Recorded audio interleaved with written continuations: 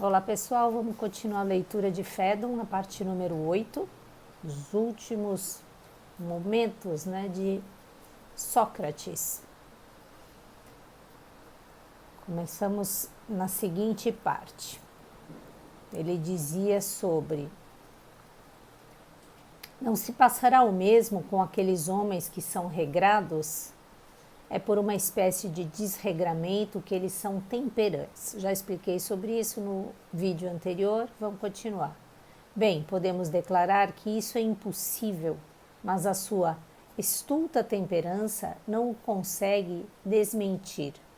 É só porque eles têm medo de ficar privados de outros prazeres que procuram abster-se de certos prazeres em favor de outros que os dominam.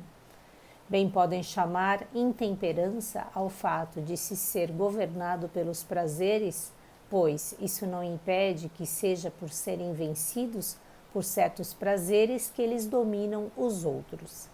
Vem isto a dar no mesmo que há pouco eu afirmava, ou seja, que foi de certo modo por desregramento que eles se tornaram temperantes. Parei exatamente aqui. Continuando então. Efetivamente assim parece.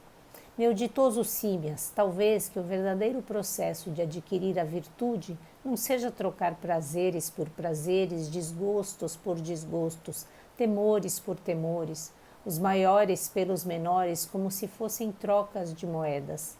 Ao contrário, podemos crer que a única boa moeda contra a qual se pode trocar tudo isso é a sabedoria, que é por esse valor e por meio que se fazem as verdadeiras compras e vendas, por esse meio que se fazem as verdadeiras compras e vendas, que a coragem, a temperança, a justiça, a verdadeira virtude, em geral se adquirem com a sabedoria, pouco importando que se lhes acrescentem ou se lhe retirem os prazeres, os temores e tudo o que seja deste gênero.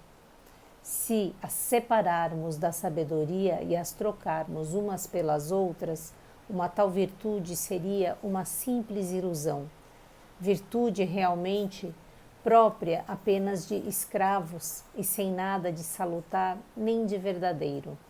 A verdade é, efetivamente, uma purificação de todas as paixões, e a temperança, a justiça, a coragem e a própria sabedoria são uma espécie de purificação.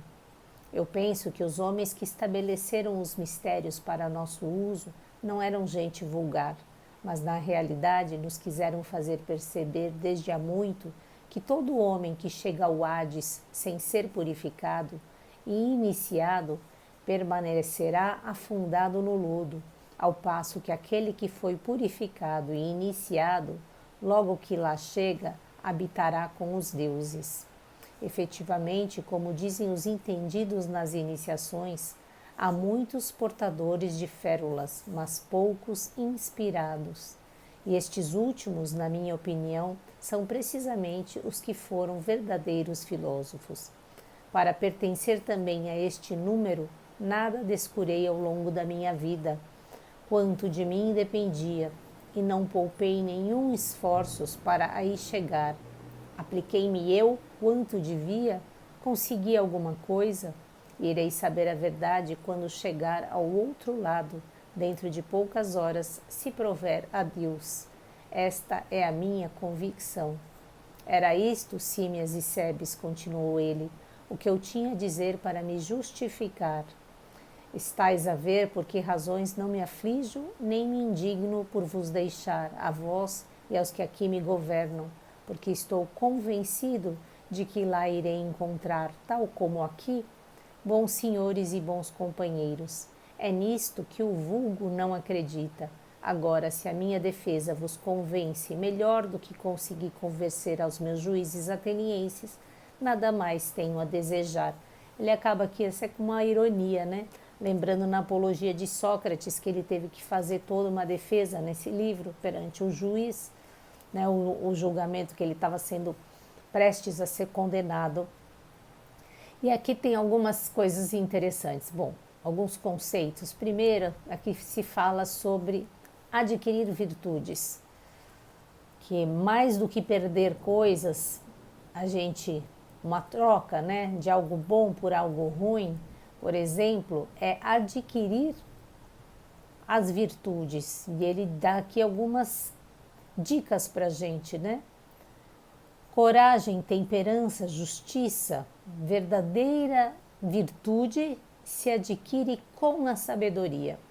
Ou seja, a gente não vai conseguir ir trocando uma coisa pela outra. Isso seria mais uma ilusão, né? Ah, agora eu deixo isso para adquirir aquilo, se a gente não tiver realmente fazendo esse trabalho de purificação de nós mesmos, né? Deixando as paixões para o lado, todo esse apego, todo esse desejo, essa é a purificação, deixando de estar preso a essas coisas que amarram o corpo, né? Dá preso, por exemplo, também à opinião dos outros, estará preso àquelas ideias concebidas, né? E se purificando. E ao se fazer isso, a gente começa, né, aqui fazer esse trabalho que é o trabalho do verdadeiro filósofo. E aqui existem umas perguntas que ele está se fazendo no final da vida que a gente deveria se fazer todos os dias. Porque se a gente faz isso no dia a dia, né, é como aquilo que tomar a morte como conselheira que eu falei no dia de ontem, que era a recomendação do Marco Aurélio, imperador romano. Então, hoje, eu não poupei nenhum esforço para ser o meu melhor, por exemplo. Hoje eu me apliquei como eu devia, eu consegui colocar em prática isso, né? Fazer essa busca da verdade, me desfazer um pouco desses meus apegos, né?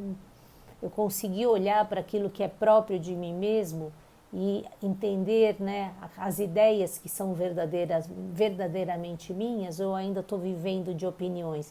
E ao se fazer isso todos os dias, a gente vai chegando mais perto desse caminho filosófico aqui que ele propõe.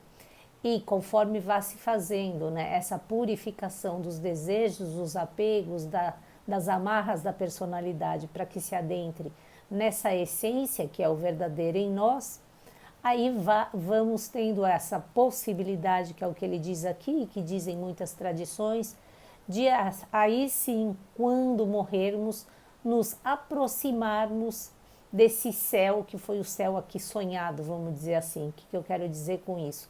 Se eu passei uma vida, né, se passamos a vida buscando esforços para alguns entendimentos que são mais ligados à alma, é mais natural, de acordo com o que dizem as tradições, que ao morrermos nós vamos nos deparar com esse tipo de busca que buscamos enquanto estávamos vivos. Lembrando que a vida e morte é tudo vida, né? Estamos aqui só usando essa palavra de morte porque é o outro lado da moeda, assim como quente e frio. E aí, se eu passo a minha vida buscando a matéria, buscando a riqueza, buscando prestígio, buscando todos esses apegos, a possibilidade é que ao morrer, né, ele vai dizer sobre isso, e ele já está dando um pouco sobre isso, eu vou encontrar no meu céu isso, esse tipo de apego, só que diferente que nesse momento eu já não tenho corpo, então é um sofrimento ainda maior para mim estar liberta do corpo, mas sofrendo com aquilo que sofria, por exemplo, as minhas emoções, os meus apegos e os meus desejos. Então, continuando mais um pouquinho. Depois de Sócrates ter falado assim, Cebes tomou a palavra e disse: tudo isso, Sócrates, me parece muito bem dito, mas no que se refere à alma, os homens têm grande dificuldade em acreditar. Quem sabe, dizem eles, se quando ela se separa do corpo, não ficará em parte nenhuma, corrompendo-se e perdendo-se no próprio dia em que o homem morre. Vou parar por aqui, porque agora ele vai começar a fazer mais um questionamento que é, ok, existe alma e corpo, mas se o corpo perece, será que a alma também não vai perecer? E aí agora vai ser desenvolvido um pouco mais desse raciocínio que eu deixo para amanhã. Até amanhã, se Deus quiser. Bye, bye.